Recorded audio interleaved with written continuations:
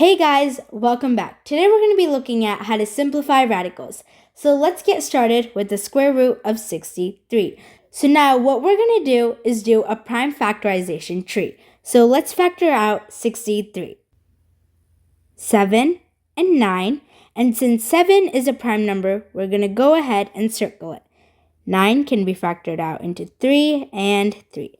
Since 3 is also a prime number, we're going to go ahead and circle that too.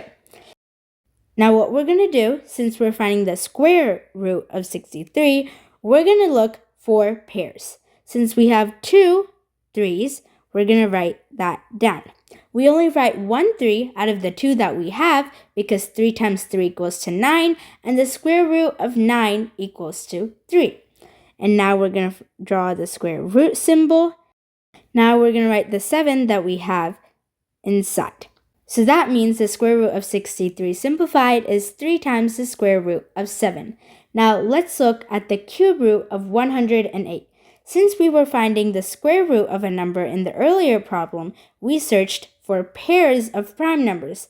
This time, we're going to have to look for 3 of the same numbers since we're doing the cube root. If we're finding the fourth root of a number, we would have to look for 4 of the same number and so on. So let's factor out 108, 9, and 12. Factor out 9 to 3 and 3. Circle the 3's. 12 factors out into 3 and 4.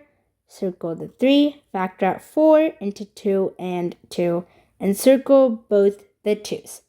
Now, since we have 3 of the same number, which is 3, we're going to go ahead and write it. And we only write 1 3, just like last time, because 3 to the third power is 27, and the cube root of 27 is 3. Now, let's write the root symbol, and remember to put the 3 as the root index because we're finding the cube root. And we have 2 2's that are left over. What we're going to do is multiply the 2's.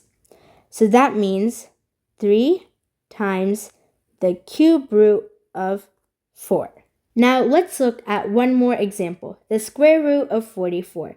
Let's factor this out. 22 and 2. Circle the 2. 22 can be factored out to 2 and 11. And 11 is a prime number, so we're going to go ahead and circle that too. Since we're finding the square root, we look for pairs, and we have 2 of the same number 2, so let's write 2 on the outside and draw the square root symbol. Now we have 11, so we're going to write that on the inside, and this is our simplified version of square root of 44.